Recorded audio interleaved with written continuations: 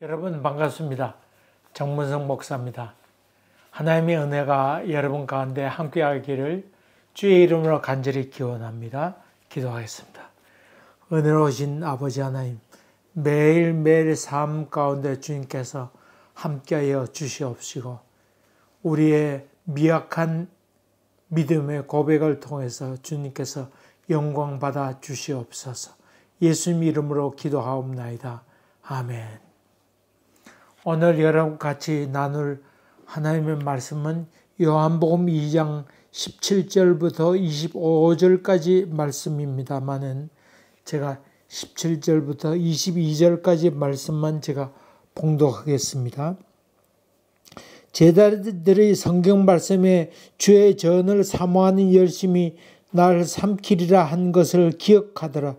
이에 유대인들이 대답하여 예수께 말하기를 내가 이런 일을 행하니 무슨 표적을 우리에게 보이겠느냐. 예수께서 대답하여 이르시되 너희가 이 성전을 헐라 내가 사흘 동안에 일으키리라.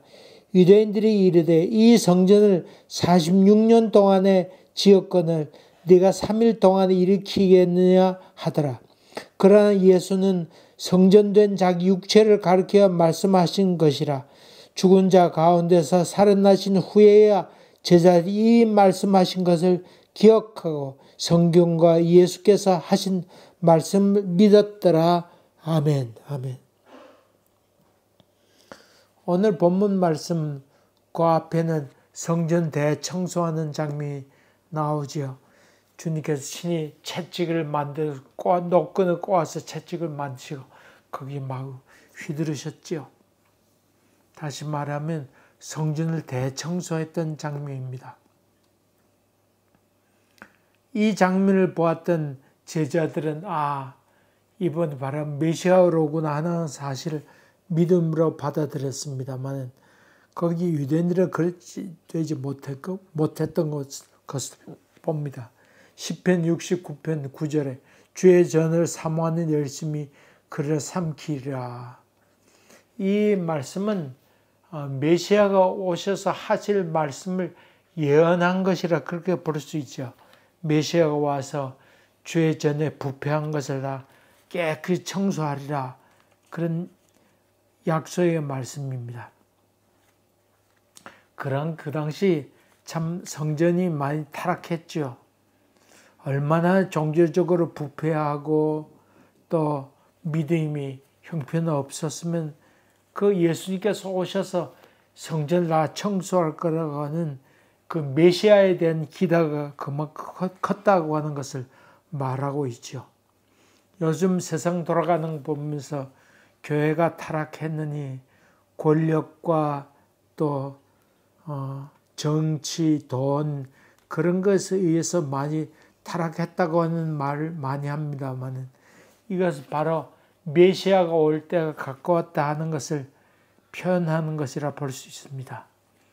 이런 장면을 목격했던 제자들 이분이야말로 우리 메시아로구나 하는 그런 마음에 큰 확신을 들면서 예수 그리스도를 주님이시로구나 메시아로구나 하는 믿음이 생성되었습니다만 그런 마음 믿음 없었던 유대인들은 뭐야 이러면서 표적을 구하게 됩니다. 그러면 다른 표적을 좀 보여달라고 그런 요청을 하게 되지요. 고린도전서 1장 22절부터 23절까지는 헬라인들은 지혜를 구하고 유대인들은 표적을 구하나 그런 말씀이 나오지요. 헬라 사람들은 지혜를 많이 구했습니다. 또 유대인들은 대신 뭔가 표적을 보아야 믿었습니다. 여기에 대해서 사도 바울은 나는 십자가의 도 외에는 전할 것이 없다. 그렇게 얘기하죠. 그러면서 헬라인들은 지혜를 구하고 유대인들은 표적을 구하는데 십자가에 돌아가고 하는 것은 유대인들에게는 꺼리끼는 것이다. 나무에 달린 자마다 저주를 받았다고 생각했으니까 이 유대인들은 십자가의 사건이 아주 꺼리끼는 것이 되지요. 또 헬라 사람들은 지혜를 구하는데 야 십자가에 달려 죽는 거 얼마나 미련한 짓인가 그렇게 생각을 했죠. 그러나 사도 바울은 그렇게 보이지만은 부름받은 자들에게는 이 십자가의 도가 하나님의 능력이요 지혜이다. 그것을 강조해서 얘기하고 있죠. 믿지 않는 사람들은 별 생각 다 합니다.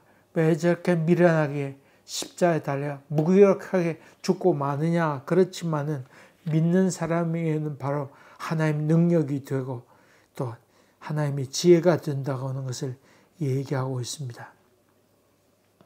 그런데 예수님께서 표적을 보이겠다 말씀하시는데 이 성전을 헐라 내가 사흘 동안에 일으키리라 그렇게 말씀하셨습니다. 이 성전이라고 하는 것은 맨 처음 만든 것은 솔로몬 성전 아니겠어요? 솔로몬이 성전을 만들었는데 바빌론 포로에 의해서 성전이 파괴됩니다. 그리고 파괴됐던 이 솔로몬 성전이 이 바빌론 형도로 있던 스룹바벨에 의해서 성전을 건축하게 됐는데 바벨론에서 스룹바벨을 보내면서 돈도 보내고 여러 가지 할 수 있는 재건축할 수 있는 그런 것들을 준비해 보내게 되죠. 그렇게 스룹바벨이 돌아와서 성전을 건축하게 되는데 물론 솔로몬 성전보다는 초라했습니다만은 그러나 그래도 어쨌든 스룹바벨 성전이 세워지게 되었지요. 근데 나중 세월이 흐른 다음에 헤롯 대왕은 유대인들이 아니었습니다. 에돔 사람이었는데 유대인들의 마음을 얻기 위해서 솔로몬 건축하는 것을 좀 도와야 되겠다. 보충 건축해야 되겠다. 그래 유대인 마음을 얻으려고 성전을 건축하기 시작했는데 BC 19년부터 시작했습니다. 근데 오늘 본문에 보니까 성전을 건축한 46년 됐다. 그렇게 표현한 거로 봐서 지금 이 사건이 발생하는 것은 AD 27년 됐겠지요. 27년 됐습니다. 그리고 이 헤롯 성전은 계속해서 지었는데 36년간 계속해서 지었습니다. 그러니까 AD 63년에 완공되었다 볼 수 있습니다. 63년 이후에 7년 동안 더 성전을 건축한 다음에 이 성전이 파괴됐는데 로마 사람에 의해서 예루살렘 성전이 멸망하게 되죠. 그래서 AD 70년에 예루살렘의 성전이 멸망하게 됩니다. 이 장면을 보고 이 유대인들은 이 성전을 건축하는 것이 46년이나 됐는데 내가 어떻게 3일 만에 짓겠느냐 그렇게 얘기했죠. 예수님이 이때 하신 말씀은 예수님의 몸을 성전이라고 생각해서 그렇게 말씀했습니다만은 유대인들은 전혀 이해하지 못했습니다. 그래서 이거 미쳤구나 이런 생각을 하게 됐죠. 우리도 생활하면서 지금은 이해되지 못하는데 그때가 되어서야 이해되는 것들이 얼마나 많은지 모릅니다. 우리 어메이징 그레이스 나 같은 죄인 살리신 주은의 놀라와 작사했던 존 뉴턴 같은 경우 천국에 가면 놀라게 될 것이다.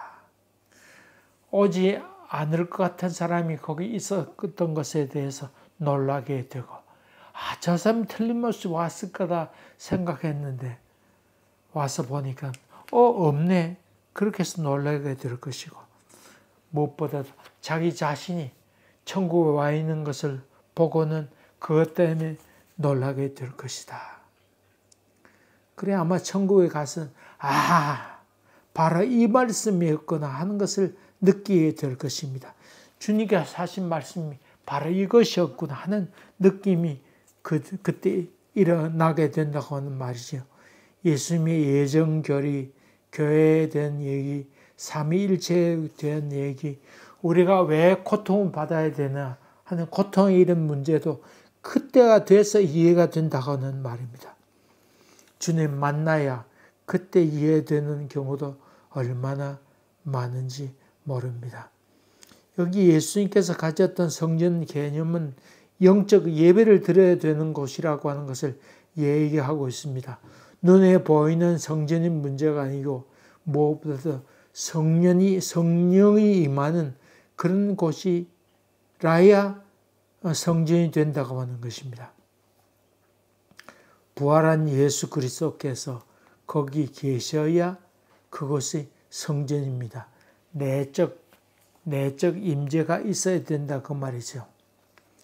여기 예수님께서 6월절 예루살렘에 오르시는 사건을 얘기하고 있는데, 여러분 흔히 은혜 조금 받으면 자유주의적인 생각 가져서 자기 멋대로 행하는 사람 많이 있습니다만은, 예수님께서는 그 친히 성전이 있었지만은 6월절 예루살렘에 오르셔서 지냈던 것을 봅니다. 근데 24절에 오늘 봉독하지 않았습니다만 한 가지 첨부하고 있는 말이 있죠. 예수는 그의 몸을 그들에게 의탁하지 아니하였으나 이는 친히 모든 사람을 아심이요 또 사람에 대하여 누구의 증언도 받으실 필요가 없었으니 이는 그가 친히 사람이 속에 있는 것을 아셨음이라. 사람에 대해서 아셨던 까닭에 그 사람을 통해서 어떤 영광을 받으려 하지 않았다고 하는 것입니다. 여러분, 인간이 뭡니까? 부르투세요 너까지도 하면서 실망했던 시저 얘기를 잘 압니다만은, 그는 정치는 잘했고 전쟁은 잘했던 그런 사람이었습니다만은 인간에 대해서는 잘 몰랐던 사람 같습니다. 여러분, 사람에 대해서 실망할 정도면 아직 멀었습니다. 예수님의 그 예지력에 대한 얘기입니다만은 여기서 하신 말씀이 인간이 어떤 존재인가 하는 것을 얘기하고 있죠. 종종 사람에 대해서 실망하기도 하고 그것 때문에 상처 입기도 하는데, 여러분 그런 거에 의해서 실망받지 말길 바랍니다. 사람이 다 똑같습니다. 다 배신하고 돈에 좌우돼서 거침없이 떠나기도 하고 뒤통수 치기도 하는 것이 인간이라고 하는 것을 염두에 두면서 실망도 하지 말고 그렇게 기도도 하지 말고 믿음으로 예수만 보고 따라가는 여러분 되시기를 주의 이름으로 간절히 기원합니다. 기도하겠습니다. 은혜로우신 아버지 하나님, 주님께서 사람에 대해서 이해하신 것처럼 우리도 예수 그리스도의 지혜를 받아서 사람에게 영광 받으려 하지 않고 주님만 바라보고 열심히 걸어가는 저희들 되도록 인도하여 주시옵소서. 예수님 이름으로 기도하옵나이다. 아멘. 감사합니다. 또 뵙겠습니다.